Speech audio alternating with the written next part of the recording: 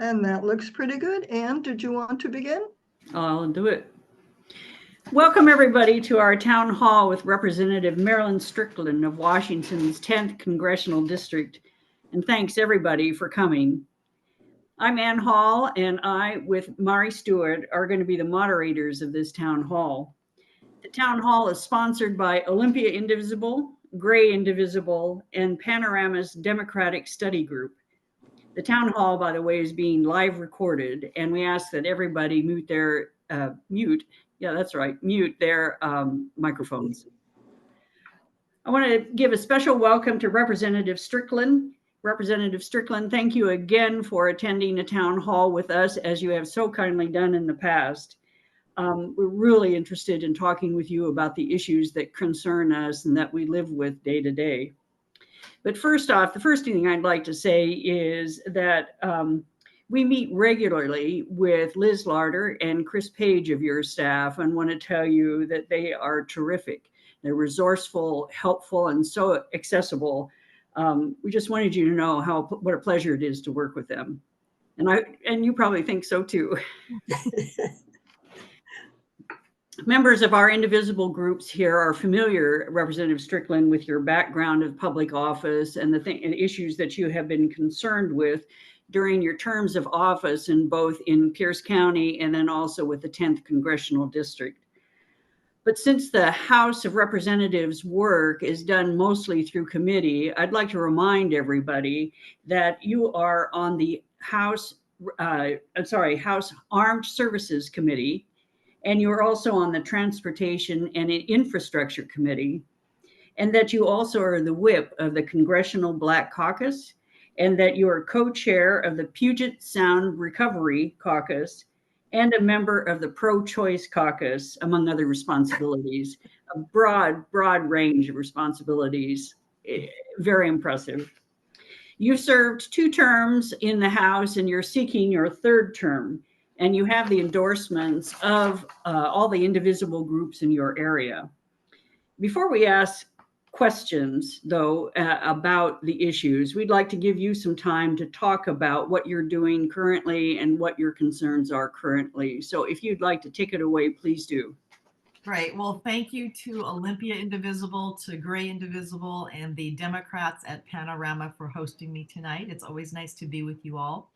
My name is Marylin Strickland. I proudly represent Washington State, and I'm seeking my 3rd term in Congress.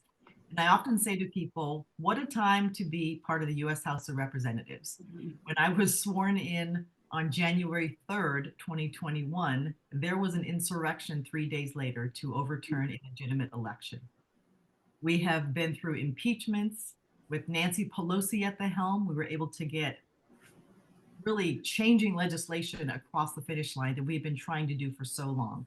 Everything including the infrastructure bill, the American Rescue Plan during the pandemic, the Inflation Reduction Act, even reducing insulin to $35 a month, which has been a lifesaver for so many people, and having other pharmaceutical companies follow suit now. We're also in the process of negotiating the top 10 pharmaceuticals that are the most used by the public with Medicare, and pharmaceutical companies to try and see if we can drive those prices down as well. But overall, with 29 days left until the November election, it's hard to believe that it's only 29 days away. I'm working very hard to get out into the district and really tell the story of all the great work that happens when you have a Democratic majority in the House. I'm telling people what is possible with the Biden-Harris administration and how Kamala Harris will continue to do that good work. But what times we are in. We have a housing shortage in the Pacific Northwest and around the country. The cost of living is going up. People are worried about childcare, elder care, and caring for their loved ones who may be disabled. We have challenges both here in the United States with misinformation and social media and bad actors trying to manipulate our elections. We are worried about what will happen when it comes to the peaceful transfer of power after this election. And then we have incidents happening all over the world where there are attempts to undermine democratic institutions and democracies that stand for women's rights, for LGBTQ rights, for the right to vote in a free and fair election. So there's a lot happening right now. But I tell folks that what I'm really focused on is telling the story of what we've been doing, hearing from people, trying to decide, what we can do in Congress when we get the majority back as Democrats. And I often remind people that when we talk about passing laws, I go back to a cartoon that would come on Saturday mornings on ABC called Schoolhouse Rock. So in order to pass a law, the House has to pass it, the Senate has to pass it, and then it goes to the president's desk for signature. So this is important for us to have a majority in the House. I worry about the Senate, and this is why we have to have Kamala Harris in the White House with Tim Walz. Those things increase the likelihood of things becoming law and our ability to actually pass bills that are going to be good for the American people. So I will stop right there. It is an honor to represent you. I take nothing for granted. We're working very hard to reach voters, to tell the story of what we've been doing, and to remind folks that when we have a Democrat in the White House and when we have a Democratic majority, it is good for America. It is good for our security. It's good for global security, and it improves lives for everyone. So thanks for letting me be here today, and look forward to hearing from you and hearing your questions.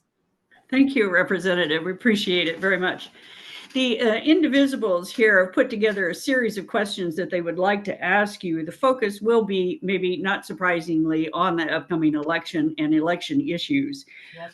I also want to tell you, though, that people have submitted questions when they registered for this town hall, and also all you Indivisibles out there, you can, if you have a question, you can drop it in the chat, and if we have a time to get to it, we certainly will.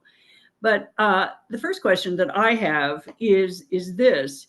As you have said, you've now spent 2 terms and you're looking for a 3rd term in the House. When you look back on it, what is the thing that most surprised you about the House, and once you became a member of the House, that you didn't expect or anticipate? Thank you for that question. And I love the opportunity to kind of give you all an inside peek of what's it really like. And, during my time as mayor, I would go to Washington, D.C. often to lobby our congressional delegation. So I already had longstanding relationships with most members of our delegation. But when you're on the other side of that desk, it is different. And so I'd say a few things really stand out to me. Number one, when you go to Washington, D.C. and you're legislating with people from around the country, you have a strong and stark realization that a lot of people do not share your values. We are very fortunate to live in Washington State, and I do not take that for granted. But people just have very different perspectives of the world. I'd say the other thing that surprised me in a very good way is that I have met amazing, smart, thoughtful people who've become close friends of mine, and I never would have met them if I did not go to them. So despite what you might see on news networks, what you read in the press, are things divided there? Absolutely. But there are some really good people that I serve with on both sides of the aisle, by the way. And so I think sometimes, there's this idea that we're just there constantly fighting. We hate each other. We don't talk to each other. There's this brick wall.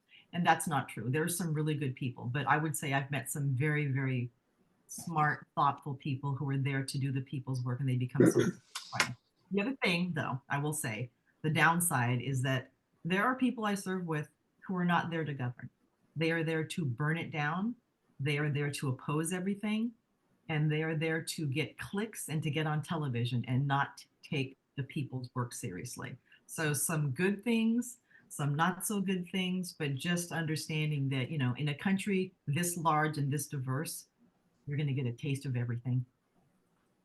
Oh, great. Thank you. Mari. Yes, Congresswoman Strickland, I feel it's really important for our audience to know, and also I want you to know how much the members of Congress team really appreciates all the attention that you give us as we ask our quarterly queries. And we have learned, and I think now better understand, that while issues are under discussion and deliberation and plans are developing, you are not always able to disclose the details that we are searching for. But we have learned a new technique, and it's called revisiting an issue. And we do that. And it's probably done at a more appropriate time, and it's more advantageous to have real dialogue. And it does ensue. But Tonight's topic on election integrity is one where we have real serious concerns. And I'm hoping that you will be able to express your thoughts about this issue as openly as you can. We're all aware of the MAGA Republicans' threats to election volunteers going on currently, and the plans that they publicly pronounced to interfere with precinct vote counts, and possibly even refusal to certify all the votes within a given state. And the audience here tonight, your constituents, have been engaged in this 2024 campaign for months. And I hazard to guess that they've not only done something, they've done some things that were beyond even their expectation. And maybe this issue of election integrity we feel is out of our control. And it would give us comfort and renewed strength to hear from you as candidly as you are able to assure us that there are plans in Congress that would readily stop another MAGA attempt to win the election by any means possible. So when we talk about elections in the United States, it's a very unique system. And let me just step back big picture. When we talk about election integrity in a presidential election year, we're typically talking about a handful of states that will determine who becomes president based on the Electoral College. Let me just start there. Michigan, Wisconsin, Pennsylvania, Georgia, so Arizona, Nevada, right? So we're talking about a handful of states that may or may not, depending on the outcome, determine the election, who gets to be president. So that's the first thing I would focus on. Are there things in place in each of those states? Are we lawyered up? Are we refuting things? Are we going to go to battle to make sure that if something is shady is happening, that we are refuting it? We've had some victories. There was a woman in Arizona recently who was running around spewing lies, denying the election, and she got sentenced to 9 years in prison for what she was doing as a former elected official of elections. The state of Georgia had a recent legal victory. There's a gentleman by the name of Mark Elias, and he is basically running point on suing and countersuing all of the shenanigans and election interference attempts. And to be honest with you, his record is really, really good. He prevails. I know that the Harris administration is extremely lawyered up when it comes to what they plan to do during the elections. I'd say the challenge that we have in the United States is that we have 50 different states running elections. There's not a uniform system that we all use together. Some states vote by mail, some states do you have to stand in line and go to a poll, some do hybrid. And so because the systems are so disparate, it's hard. But I also want to make sure that I'm touching on something that I think is really important in this. The court of public opinion is completely manipulated now. There are bad actors or our adversaries who desperately want to disrupt democracy and trust in democratic institutions. And it's everything from this is fake news to spewing lies to questioning things when we know that the things that they're saying are not true. But the thing about a lie is that it travels very quickly and enough people start to believe it. So I'm not going to tell you that it's hopeless. Legally, we are doing everything in our power as a legislative body, as campaign people, working across all 50 states to make sure that there is election integrity. And remember, in 2020, every single lawsuit that the Trumps tried to file, they lost. Every single Secretary of State, Democrat, Republican, Independent, they all said that those elections were legit. And remember, the Lieutenant Governor of Georgia recently, a Republican, recently endorsed Kamala Harris because he was disgusted and appalled by what was happening to democracy. So I will tell you, I am hopeful, but I would expect there to be some challenges and shenanigans. And here's what's really sad about the whole thing to me. Donald Trump is good for the media business. It is mind-blowing that someone who is so unholy, unqualified should even be a candidate for president. Yet we know this race is going to be close. And so very candidly, I worry that there are some things that are going to happen. Those 5 states are the places I would watch. And here's what I tell people in Washington State and in a lot of blue states. This is why we have to increase voter turnout. We have to run the score up so high with the popular vote that if there's a declaration that Donald Trump won the election, it will make no sense, because how can you have a 4 million vote margin and claim that someone else won the election? But it comes down to what I call the electoral college, those states that could determine who gets into the White House and who does not. Thank you very much.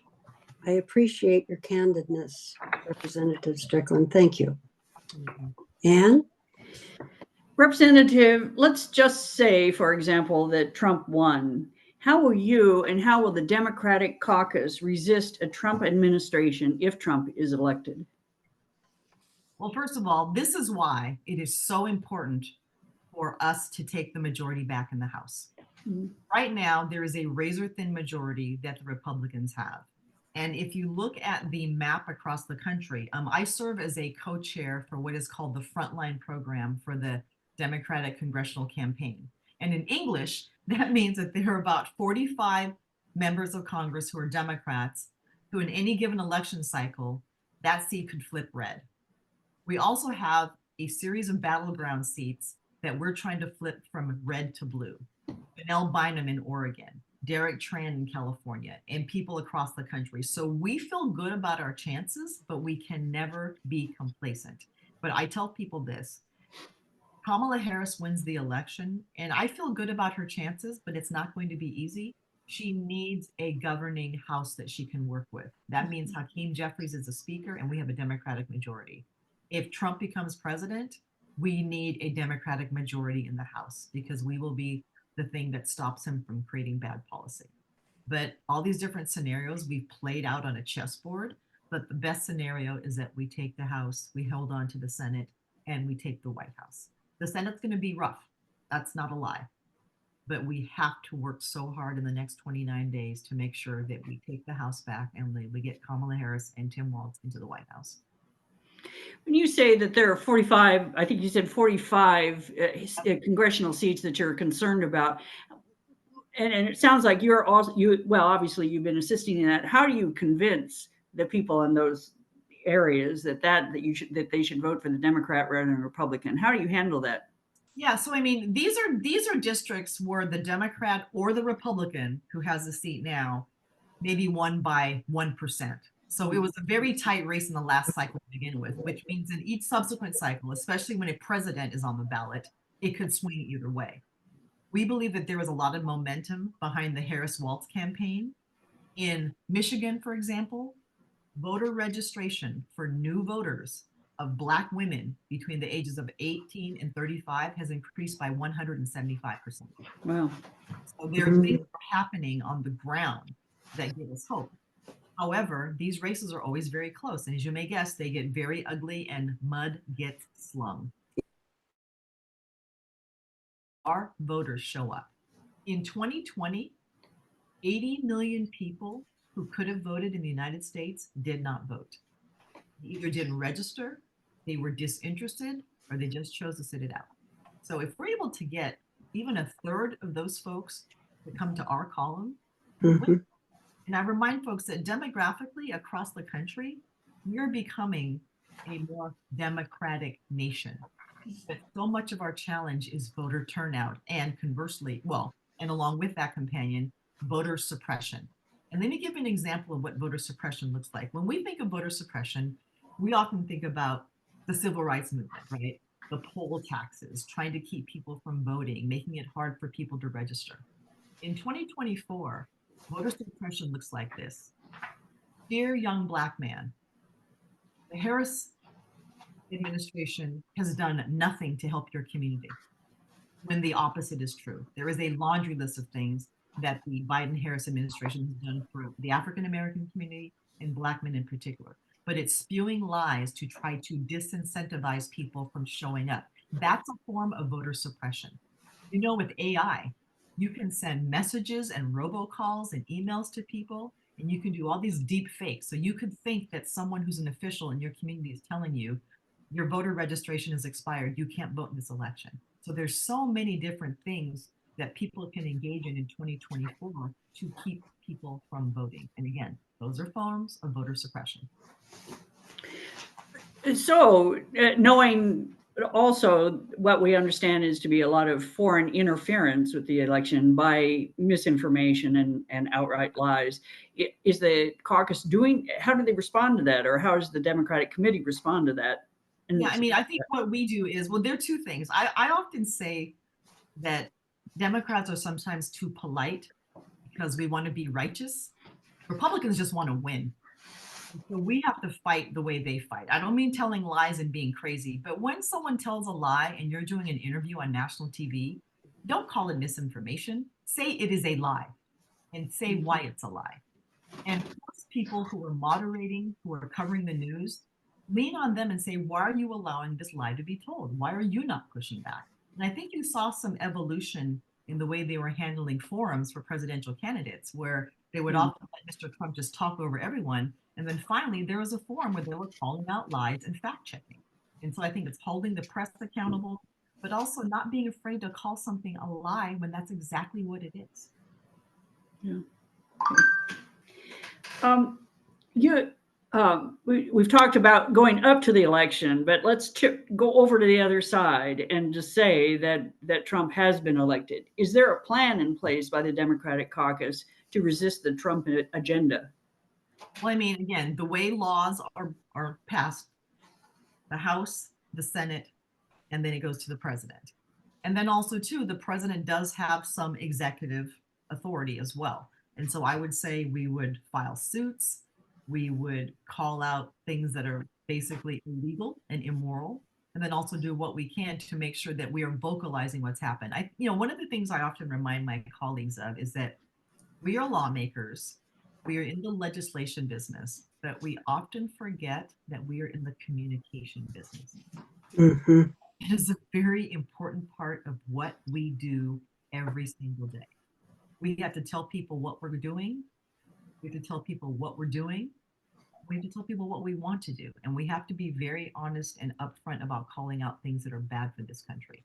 And so even when you say if Trump wins, that just, oh my God, it's just even hard to fathom. But it is absolutely a possibility if we do not do everything we can in the next 29 days. And what I often say to folks, the thing I love about being a Democrat is that we really are a big tent.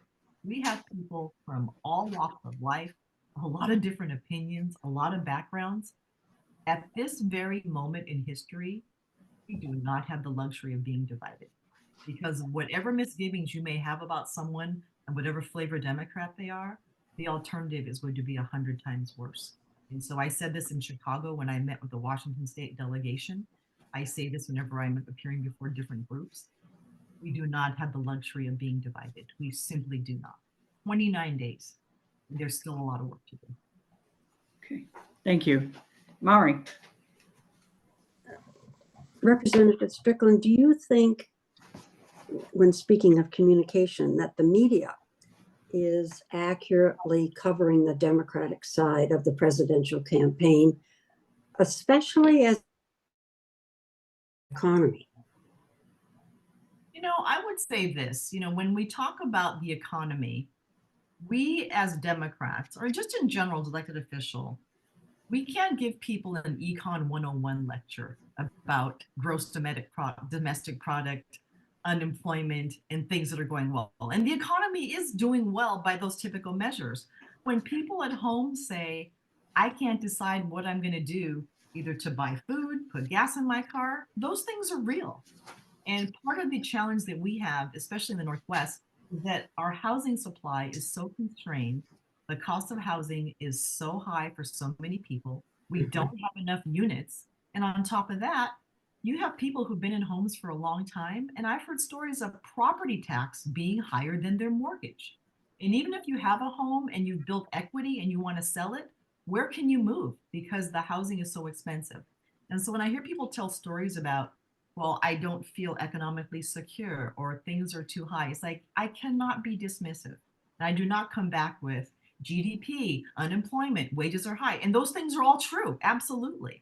But we have to meet people where they are, especially people who are retirees with limited incomes, people who feel like no matter what they do, they can't get ahead, people who have medical debt, people who are struggling to provide care for their children and care for their parents. There's a lot that people have to cope with right now. And so I think our job is to listen and think about what kind of policies can we enact at the federal level, state level, or local level, and how do we all work together to try to alleviate some of these things. But when someone says, I don't feel economically secure, I cannot dismiss that with an Econ 101 lecture. Right. Do you have any suggestions Wanna or ways that we could circumvent the obstacle, for instance, that you're hearing when you're out in the field and talking with people?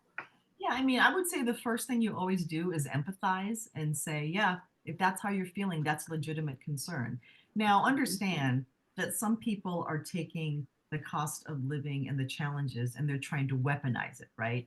They talk about something was this price 2 years ago and now it's increased. Things tend to get more expensive over time. Those are just facts. But at the same time, you know, how do people feel if they feel like they're food insecure? There are folks who have to go to food banks now. I mean, a lot is happening. And so I think the first thing we do is we point out the facts. And I'd say two things too. You know, a lot of us talk to the press and then we talk to individuals in our communities, two very different groups of people. So it is a fact that when a Democrat is in the White House, the economy is stronger and our debt goes down. It is a fact that when Democrats are in charge, wages do go up. Unemployment does go down. We've got record unemployment. We can't find workers.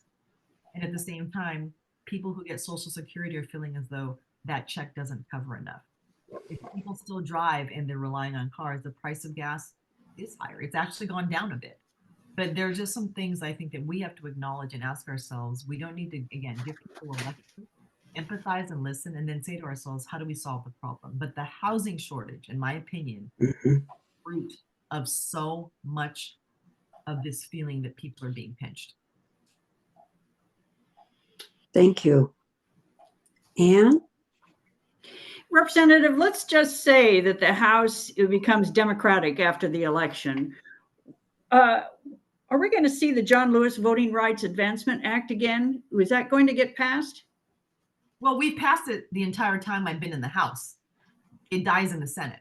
That's, yes. Tell me about that. Tell me more about it. Yeah, I mean, I think this is the example that I used early on in our discussion when I said, you know, this is how something becomes law. Renewing the John Lewis Voting Rights Act has pretty much been a routine thing that has happened in the Senate for a very long time. So yet again, the House passes the John Lewis Voting Rights Act. We send it to the Senate and it just kind of withers away or dies, or they can't get the 60 votes. And I remind folks too that legislation in the Senate requires a supermajority of 60. It's not a simple majority. And I think that's another thing that people often forget.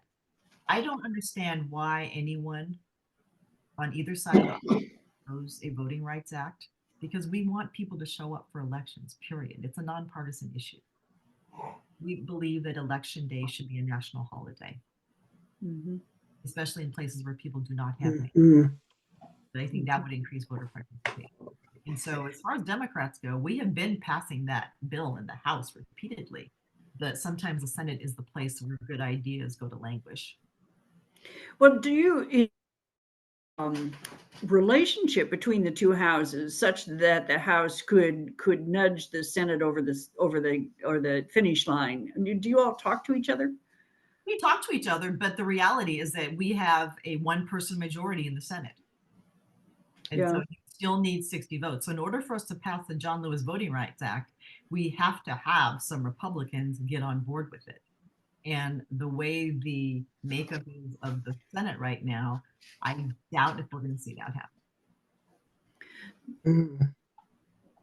Okay. So, and also let me ask about the Voting Rights Act. You know, the Provision 5 was struck down by the Supreme Court. Do you think that is an issue that would come back up again? What is Provision 5? That's when they said that the states that were under U.S. observation, they had to go back to the states if they wanted to change their voting plans. and get permission. And the Supreme Court said, well, we strike down the formula that's Yep. used, but Yeah, so basically what was struck down was the idea that if a state has a pattern of discrimination, Right. and they would be under investigation, and then they would have to remedy it. And the Supreme Court said, no, we don't. That's where we are right now. And again, that's another form of voter suppression. And so again, it comes down to what the Supreme Court decided, but so much of what we try to do rests with the Senate. And with a one-person majority in the Senate and the likelihood of losing the Senate, the chances of us passing voting rights legislation is only going to get more slim. And this is where, some cases where, you look to the states to try to do the right thing, but it's going to be very difficult because voter suppression is part of a strategy that's being used. Because if everyone could vote, especially in some of those states where there has been a history of discrimination, then those states would change probably from red to blue. The amount of money that is spent in the United States on elections is unconscionable. It's kind of sickening, the amount of money that is poured into campaigns. And it seems to me that there's undue influence by dark money in politics and the ability of billionaires to buy candidates.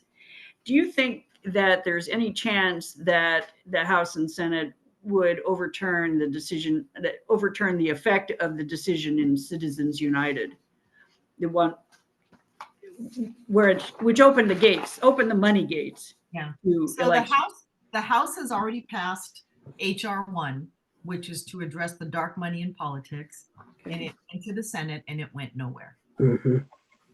And so again, we have these great ideas in the House, but unless we have a majority in the Senate as well that's willing to do something, it doesn't go anywhere. And HR 1 HR 1 had a lot of provisions. I think it actually could have been more narrow in scope, but it talked about dark money. And I want to talk about dark money because this is a conversation about transparency. People have the right to know who is funding elections. That's what this is about. It's also about, again, integrity in elections and making sure that people can fully participate. But HR 1 did pass the House during the 117th Congress, the first term I served. And when it got to the Senate, it went nowhere. Okay, thank you. Mari. Well, I'm going to move to the happy thought of a trifecta. Okay, please. And what if that should happen, what do you think is the possibility of the Supreme Court reform in the upcoming term? So when you say Supreme Court reform, what do you mean? Term limits? You mean expansion? What specifically are you looking for? Well, let's start, first of all, maybe with ethics reform. Yep. Well, here's the deal. We can pass rules about ethics, but you have to have an enforcement mechanism. And I always tell folks, it's always great to pass rules and regulations, but who is going to enforce it? And I think about the trifecta, right? So if we get the House majority, which I think we have a very good chance of doing, if we got the Senate majority, and remember, it would probably be a very slim majority, 1 or 2 members. You still need 60 votes to get anything done in the Senate. I always remind folks that a lot of the votes are very, very hyper-partisan. They fall on partisan lines. And then getting the White House back. And so as far as Supreme Court goes, I'm of a few different thoughts when it comes to Supreme Court reform. I do believe that there should be an ethics standard, but with that standard has to come an enforcement mechanism, because it doesn't mean anything if you don't enforce the rules. When it comes to Supreme Court, I'm a bit of be careful what you wish for. That court could expand the wrong way, and then we're really stuck with bad Supreme Court decisions. And then finally, as far as term limit goes, I feel as though that conversation can go back and forth because there's a bit of ageism in there. The conversation should be, are you competent enough to do your job? And the example I use is in the House. I serve with people in their 80s, and they are just as sharp as people in their 30s and 40s. I serve with people in their 80s, and they should have retired a while ago. I serve with people in their 30s and 40s. They're not that bright. And so I think that so much of what we talk about is competence and ability to serve. But I worry about getting into ageism.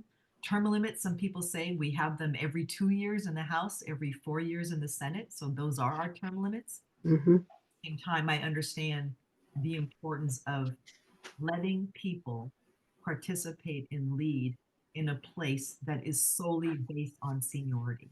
Because there are people I serve with who waited 20 years to get a gavel.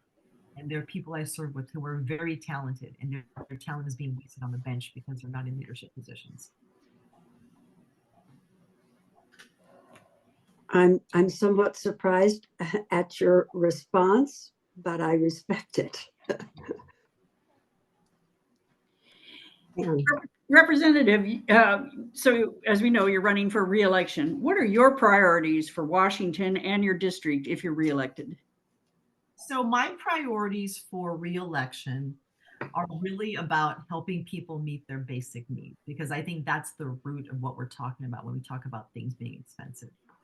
Vice President Harris has talked about a major investment in housing, and that is something that we must do. But here's the thing that I do know. Coming from local office, local land use is often the biggest barrier to building more housing. So we can plow billions of dollars into housing, but if you have zoning and land use that does not allow more housing to be built, it's not going to be built.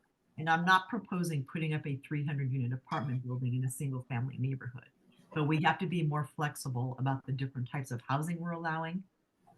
Think about multi-generational housing, because that is a very common practice in most parts of the world, and be creative about the type of housing that we're being built. But we need more of it.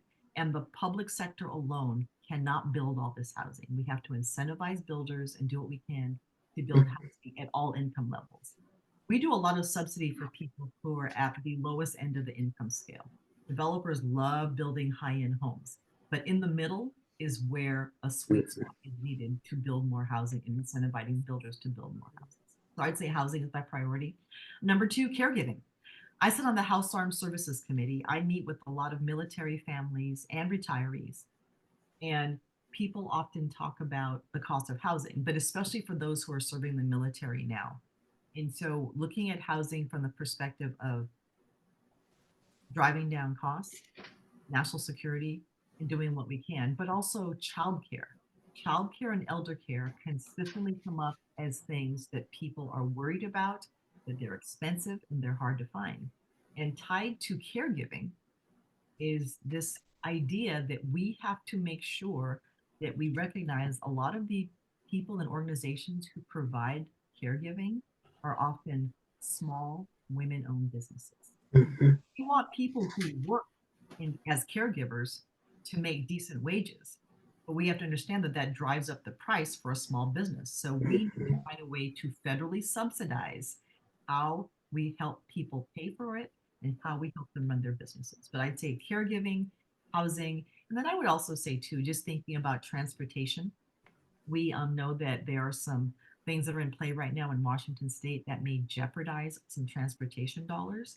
And we are so far behind in our transportation needs. I am a big fan of public transit, making it more convenient to use, especially as people decide they don't want to drive anymore.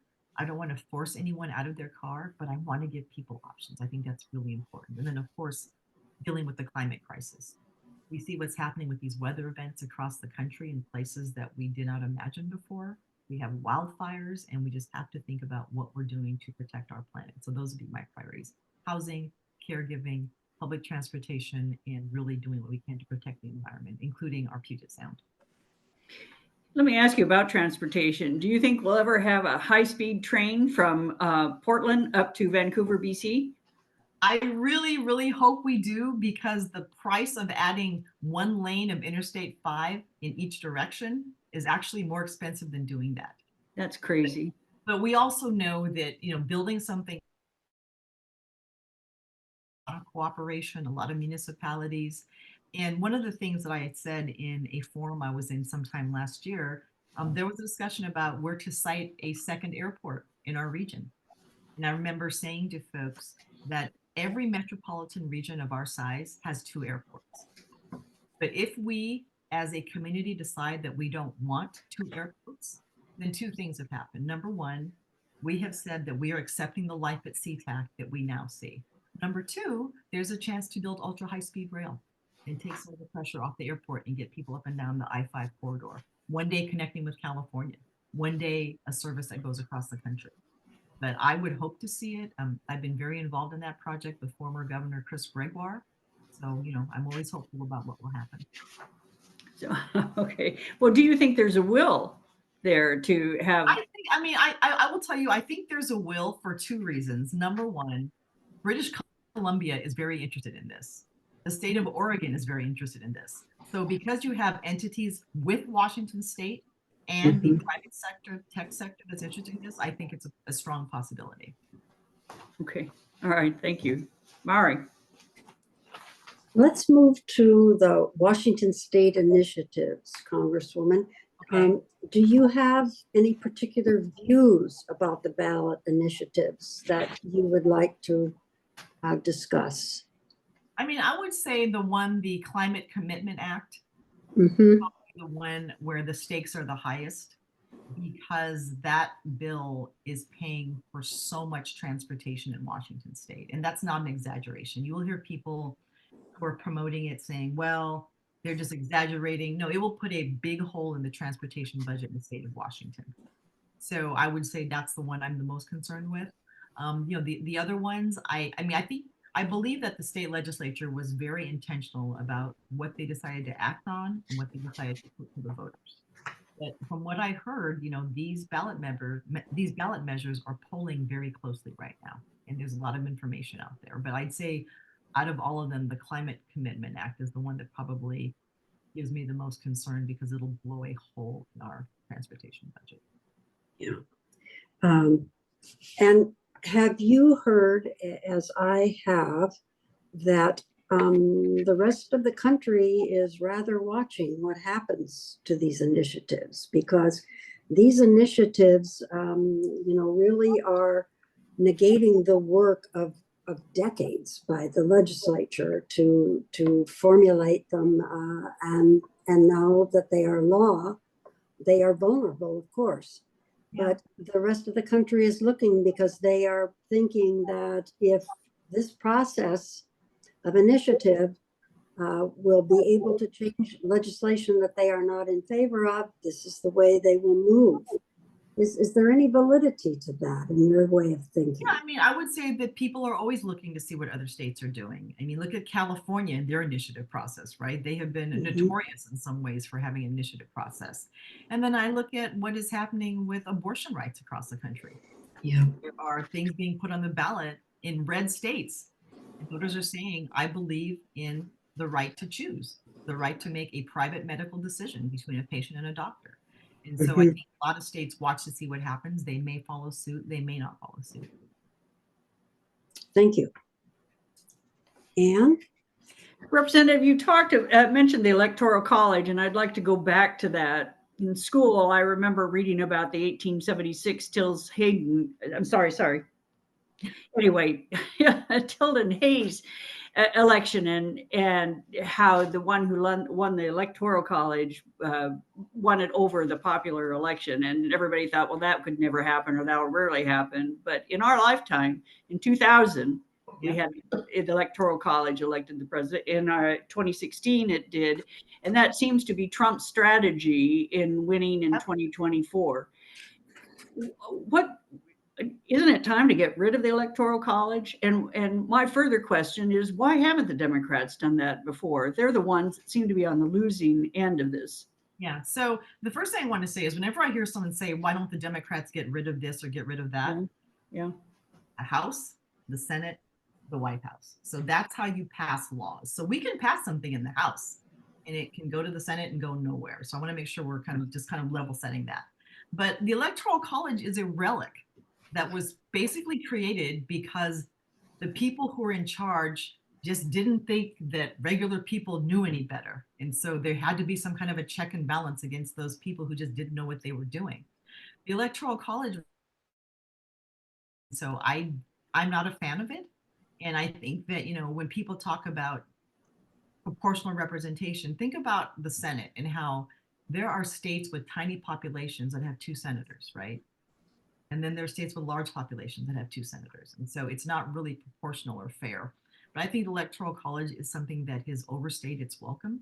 I think it is time to get rid of it. And I think it will be incredibly difficult to do so because of the makeup of the Senate and the fact that it takes 60 votes to get anything done there. And you hear me keep saying this, but I want to make sure that people understand we can pass all the fantastic legislation we want in the House, but in order for it to become law, it has to get to the president's desk. And the road to the president's desk goes to the US Senate. Okay, thank you. Let me ask you a further question. It's a surprise. I feel it is a surprise to see a number of young people who seem to follow the MAGA agenda and don't seem to be worried about the impacts to them should the Trump be elected. What's that phenomenon? Can you explain it, having gone out and done a lot of electioneering? Yeah, I mean, I cannot explain what's in someone's mind or heart because we have a lot of different demographics who believe different things, different parts of the country, by geography, whatever. But, I think about this, and I think about this election in particular, and I've said this to my staff. I'm not 100% convinced that this election is just about issues. I think for a lot of us, this election is about character. Who is fit to lead? Who is fit to serve? And I think depending on who you are and where you're from, you are going to select someone who you can relate to. Or you're going to select someone who you hear your parents talk about in a very positive way. And so I think sometimes we make assumptions about every voter from every demographic in every part of the country saying, well, they're going to vote based on issues. A lot of people don't even vote on issues. It's based on personality. It's based on vibe. It's based on a whole host of things that have nothing to do with public policy, and they're not thinking about how this will affect their lives. There's a commercial that I saw that I think came out from the Lincoln Project, which is a group of mainstream Republicans who are basically anti-Trump. And it's an ad that shows a young woman in the hospital with an oxygen mask, and she's in dire, dire condition. And it's an ad targeting fathers saying, this is what could happen to your daughter if she does not have access to a safe and legal abortion, and her life is in danger. And so that's very issues based, but it's also very emotional too. So I think that when we think about voters and what motivates them to choose someone, it should be issues. It should be how this person who's in charge will affect me. What kind of policies will they support? What will they do? Will it hurt me, my family? And at the same time, people just kind of gravitate toward people they can relate to, or they like, or there's a vibe there. And I wish this weren't true, but that's just human nature sometimes. So you don't think 26 counts of being found guilty of criminal offenses and found having to pay $474 million or whatever to civil litigants, that doesn't have any effect? Oh, it doesn't affect, but this is still a tight race, and it shouldn't be. I mean, and I'll say this. I mean, I'm a lifelong Democrat, and I was an Obama delegate. If John McCain had won the election, I would have been disappointed. I would have disagreed with him 95% of the time, but I never thought he was a horrible human being who was unfit to serve. If Mitt Romney had won, major disappointment, disagreement in policy positions most of the time, probably 99% of the time, but I didn't think he was a horrible human being. When Supreme Court Justice Ketanji Brown Jackson got sworn in, the Congressional Black Caucus had the opportunity to go to the Senate chambers and watch this happen. Mitt Romney stood up and voted to confirm her and came around and shook the hand of every member of the Congressional Black Caucus. You think Donald Trump would do that? You think, I mean, again, so I think our politics have changed, but to your point about, well, how can someone have all these felonies, be this terrible a person, and people aren't voting based on records? It's like, it is still a close race. So that tells you where the mindset is of the line. Do you think, and thank you for that, do you think that we'll ever pass an equal rights amendment? I mean, the House passes it all the time. I feel like this is my default position. It almost feels lazy, but the House passes all these things when we are in the majority. Distinction to make.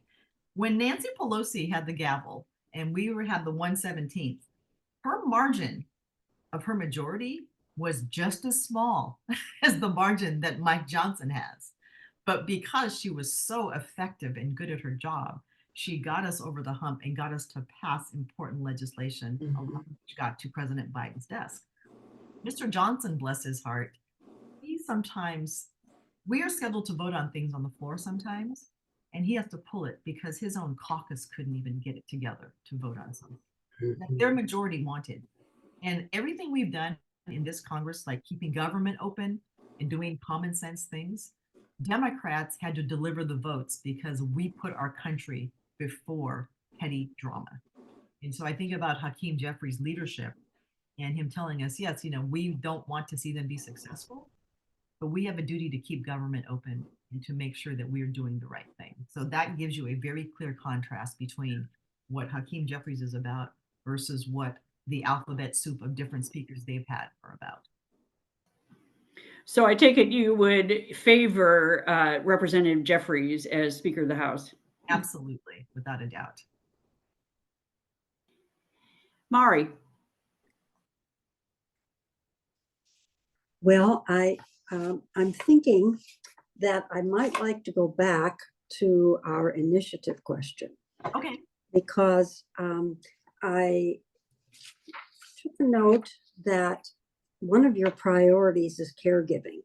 Yes. And one of the mistakes, I think, is that we forget that the way Initiative 2109 is written, the one that is often referred to as the long-term care provision, and is really not intended to be a long-term care insurance policy. But I think it is often interpreted that way. What are your thoughts about what we might do rather than lose the opportunity to give help in the way of caregiving, equipment, the building of ramps, for instance, and that kind of thing, which I think was the intention of the bill originally. But what would be your thoughts about rewriting, revisiting it? So if I were in the Washington State legislature, I would have taken that bill and rewritten it. I would have been very specific about what it is and what it's not. Because I think for some people, they think, okay, you're taking money out of my paycheck every month and I'm paying into this program, and then I might get $36,000 if I qualify for care. Not exactly a compelling argument for something. So I think what should have been was very specific. This will help pay for medical equipment you might need. If you need a wheelchair, if you need a ramp, if you need a hospital, right? If you need a hospital bed, those are really expensive. I was a caregiver for both my mother and my uncle. And when we were looking at a adult family home for my uncle, because he did what he was supposed to do, he saved money, he had a bank account, he didn't qualify. So we had to pay out of pocket $12,000 a month. Now, my husband and I are lucky that we could afford that, but most people cannot. But you shouldn't have to go broke and bankrupt to qualify to get care to be in a place like that. There are so many people who are family members who are caregiving and they're not being compensated for it, and they have to spend so much money out of pocket. So I would redo the policy based on what can it actually do that people could use and qualify for, because the big complaint is I'm paying into this, but I won't qualify to use it. I'm paying into it and the benefit is only going to be $35,000. That's a month or two of care at best. So I would have rewritten it and been more forthcoming about what it is and what it isn't, and then handle it that way. Thank you very much for that explanation. Yeah. And then also too, Vice President Harris is very tuned into caregiving.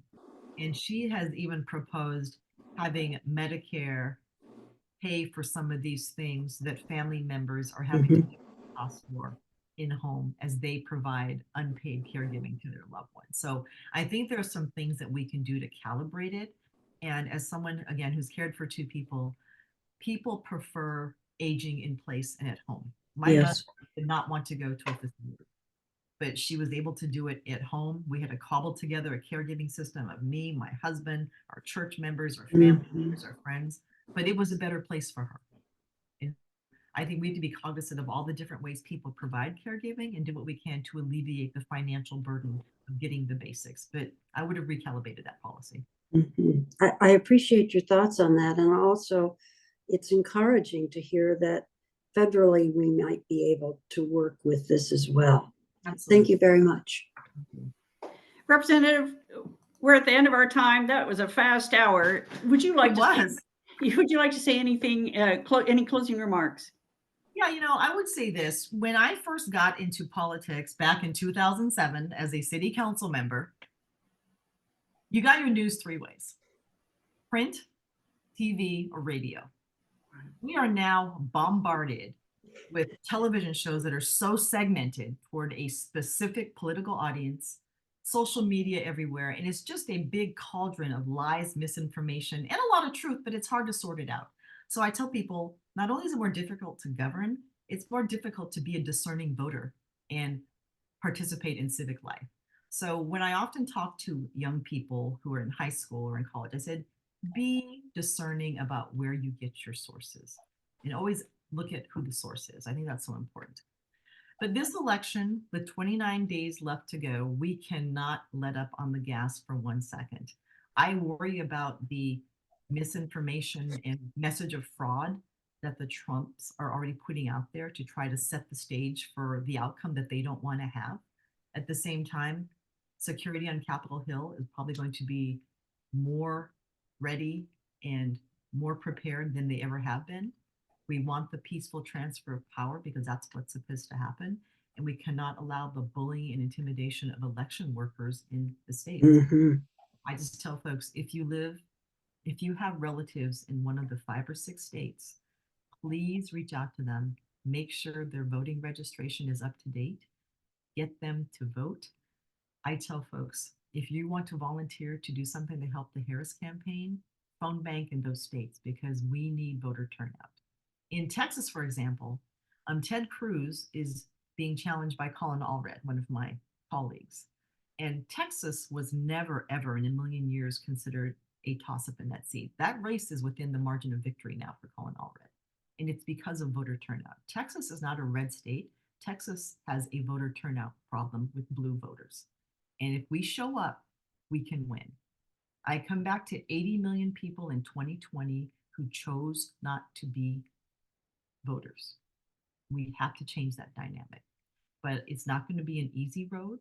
But if we're able to take the House back and get Hakeem Jeffries the gavel, if we're able to hold on to the Senate and we're able to get Kamala Harris and Tim Walz in the White House, there's so much more we can do for people, for this economy, to meet people where they are, and just to really regain this idea of what democracy is supposed to be in the United States. I will tell you that I serve with Republicans who have said to me quietly, no names coming out here, that Donald Trump has to lose because that's what ails the Republican Party. And as a lifelong Democrat, we have to have 2 high-functioning parties for this thing called democracy to work. We have to have that.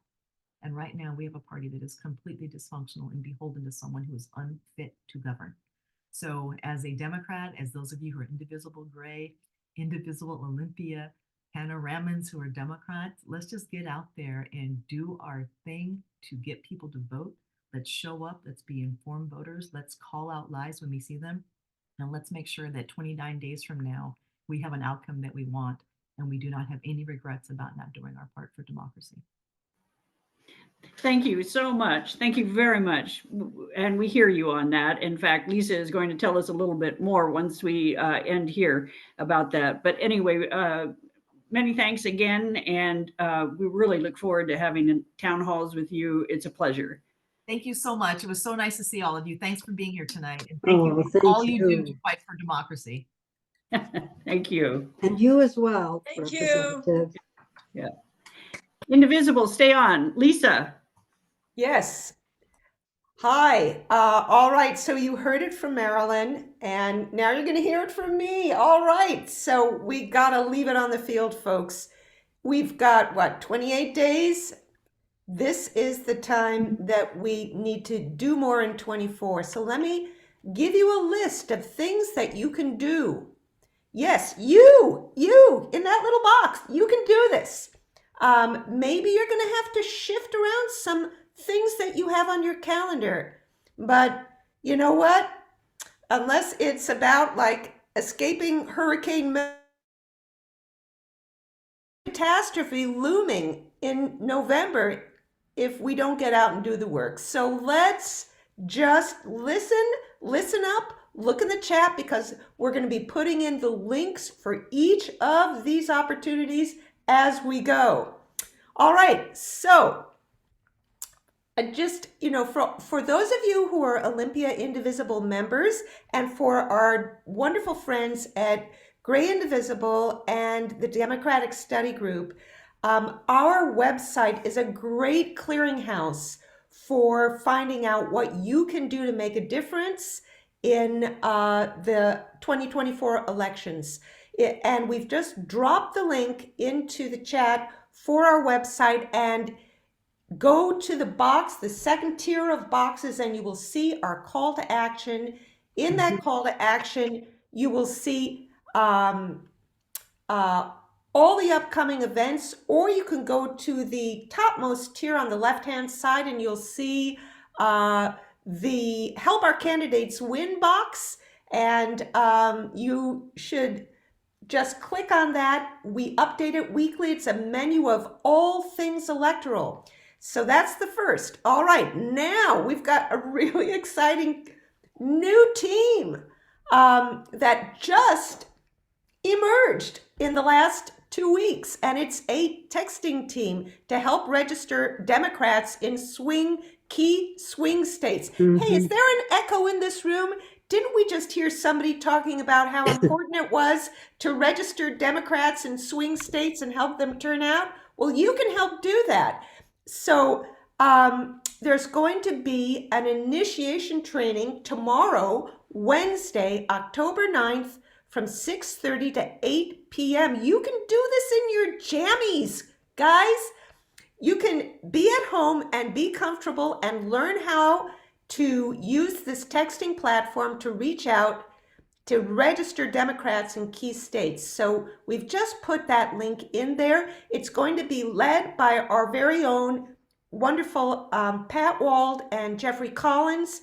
They'll handhold you and get you through this and get you up and running. So then next, all right, if you're not available on Wednesday, hey, let's phone bank for Dave Upthegrove, or even if you are, Dave Upthegrove's race is probably the tightest state executive race in this electoral cycle.